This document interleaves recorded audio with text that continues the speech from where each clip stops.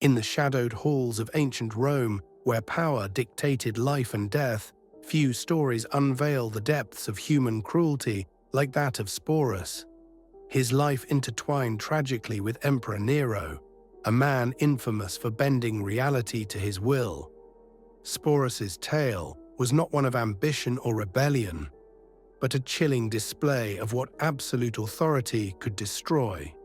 The year was 65 AD, a time when the Roman Empire sprawled across continents, its borders stretching from Britain to the Euphrates. Rome was recovering from the Great Fire of the previous year, a disaster that scarred the city and its people.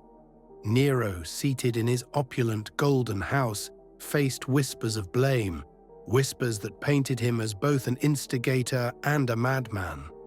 Nero's rule was one of extremes: theatrical performances, architectural marvels, and unchecked indulgence.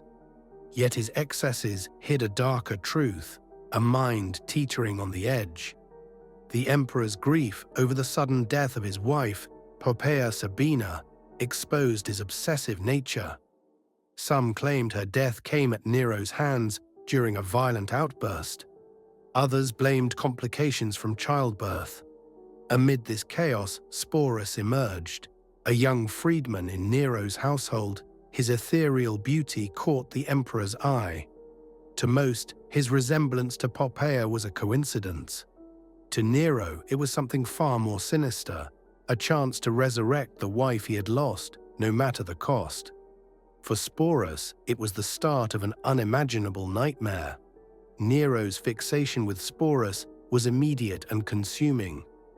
The boy's delicate features, so reminiscent of Poppaea, ignited in the emperor a twisted idea.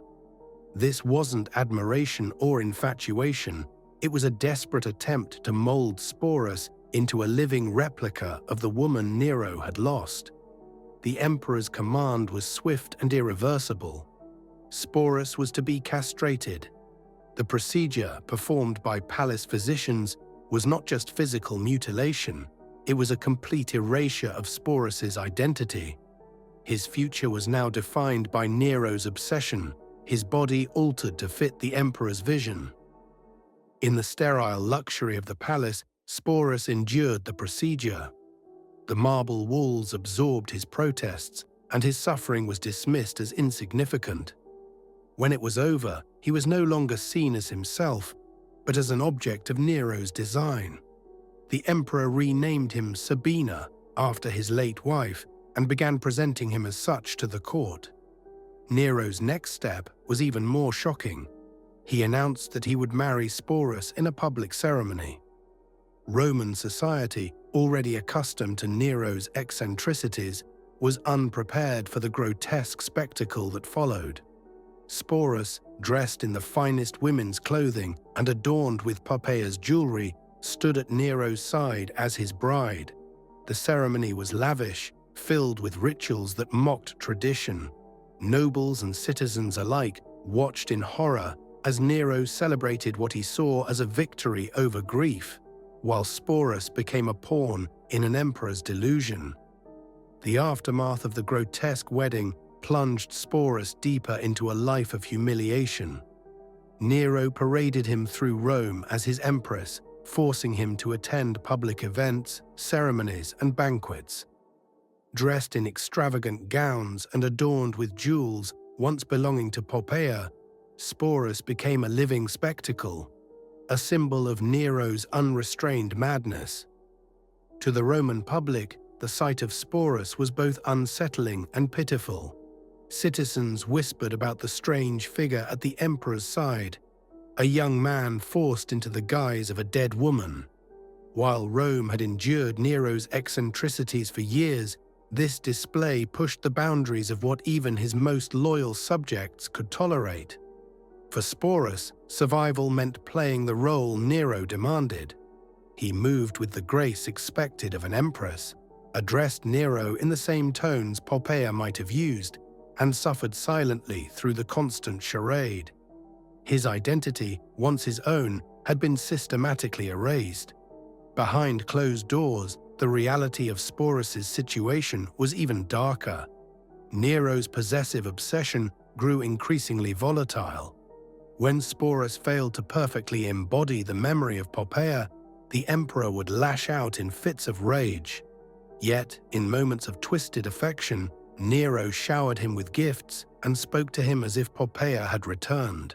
This relentless cycle of abuse and reward created a psychological prison for Sporus.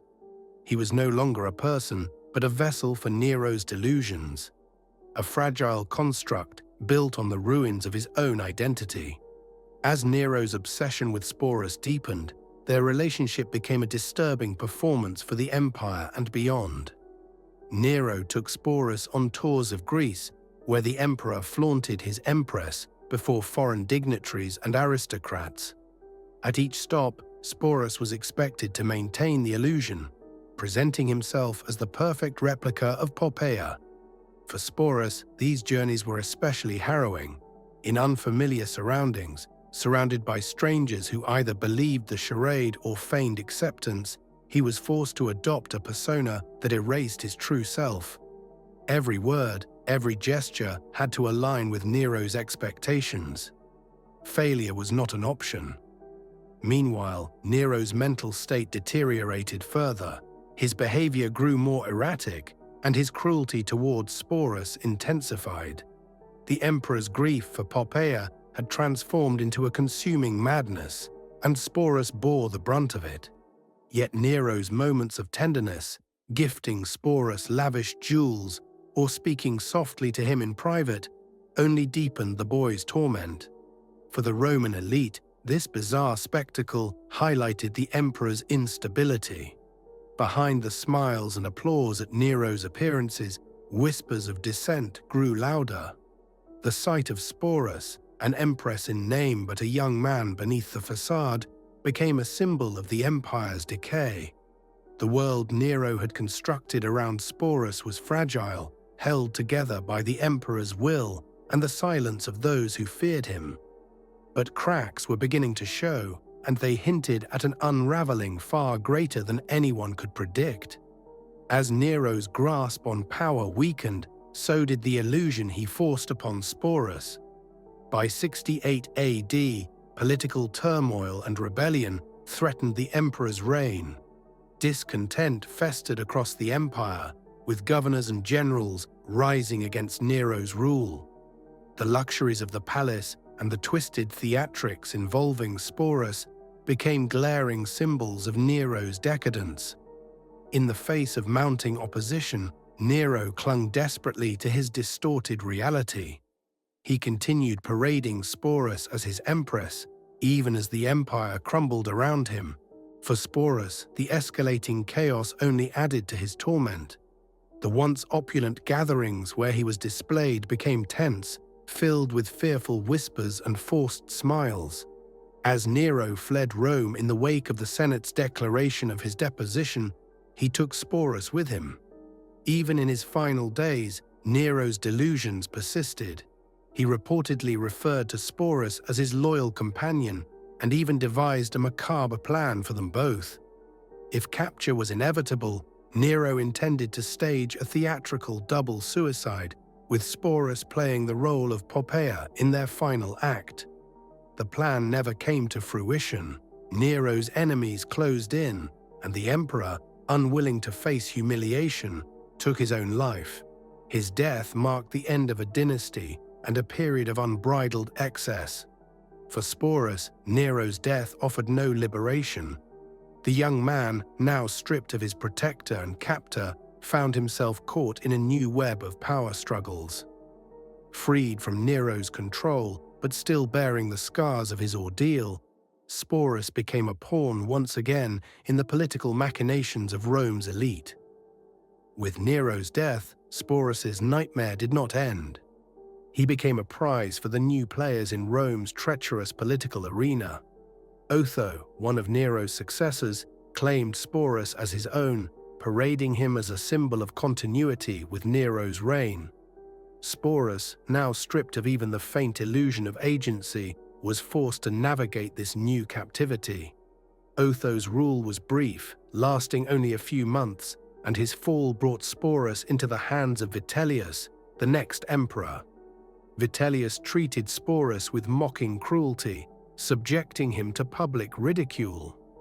At one infamous banquet, Sporus was forced to reenact the moment of Persephone's abduction by Hades, a spectacle that left him humiliated before the jeering crowd. Each transfer of power made Sporus's position more precarious. No longer the object of obsession, he became a living reminder of Nero's excess and the empire's moral decay. His survival now depended on the whims of rulers who saw him not as a person, but as a symbol to exploit or destroy. As Rome's political turbulence intensified, Sporus's existence grew increasingly untenable. Each new regime brought fresh humiliation and danger.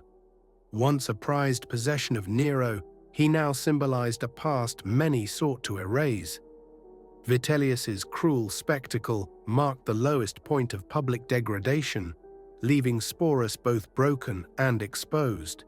Realizing that his survival was a fragile thread, Sporus sought refuge wherever he could, though his notoriety made escape impossible. His identity, twisted and reshaped by Nero's delusions, left him stranded between the echoes of a ruined past and the harsh realities of the present. Despite the torment, Sporus's endurance became a quiet defiance. His very existence, however diminished, was a testament to his resilience in the face of relentless cruelty. Yet the shadows of Rome's elite loomed large, and in their eyes, Sporus remained an inconvenient relic of Nero's reign, a reminder of an empire's descent into madness. By now, Sporus's life had become a grim reflection of the empire's instability. Each turn of power dragged him further into despair. His role as a living symbol of Nero's grotesque legacy made him both a target of ridicule and a pawn in the endless games of Rome's elite. As Vitellius fell, chaos erupted. Sporus was no longer protected by imperial authority, but remained too infamous to disappear into obscurity. Whispers of his ordeal traveled far, turning him into an unintentional legend, a figure that evoked both pity and horror. Haunted by the memories of Nero's cruelty and the public humiliation under Vitellius, Sporus faced an unbearable truth. His identity had been erased so completely that even his suffering was no longer his own. His survival was a stark reminder of the powerlessness that Rome's most vulnerable endured. For Sporus, the weight of this existence became too much. Abandoned and alone, he made a final choice to end his torment. His death, though quiet, marked the tragic conclusion to a life shaped entirely by others' whims and desires. Sporus's death resonated far beyond the private tragedy it seemed. His life, shaped and shattered by the empire's most powerful figures, became a stark reminder of the dehumanizing force of unchecked authority. For those who knew his story, Sporus embodied the fragility of identity in a world ruled by imperial excess. The name Sporus echoed through the halls of Roman history, not as an individual, but as a symbol of suffering and manipulation. His existence, dictated by Nero's madness and perpetuated by others, highlighted the cost of living in a world where beauty and power could serve as both a blessing and a curse. In the years following his death, Sporus's story faded into obscurity, overshadowed by the grand narratives of emperors and conquests. Yet the haunting memory of his life lingered, a quiet indictment of an empire that thrived on the exploitation of its most vulnerable. The tragedy of Sporus's life lies not just in his suffering, but in what it revealed about the fragility of human dignity under the weight of power. His story, though submerged in the bloody annals of Roman history, became a quiet yet powerful mirror of an empire's moral collapse. Sporus was more than a victim of Nero's delusions. He was a symbol of resistance against the erasure of identity. Forced into the role of Poppaea, paraded as a grotesque tribute to the emperor's grief, he endured the unimaginable.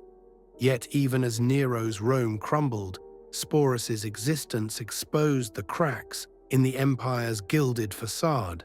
In death, Sporus achieved what he could not in life, a form of freedom. No longer bound by the roles forced upon him, his memory became a testament to the cost of absolute power and unchecked ambition. His life, a haunting reminder of the perils of objectification, remains etched into history as a story of survival against overwhelming cruelty. Though the specifics of his death faded with time, Sporus's name endures, a faint but enduring echo of a life shaped by the whims of emperors, and a voice that, even in silence, calls attention to the humanity lost within the halls of power.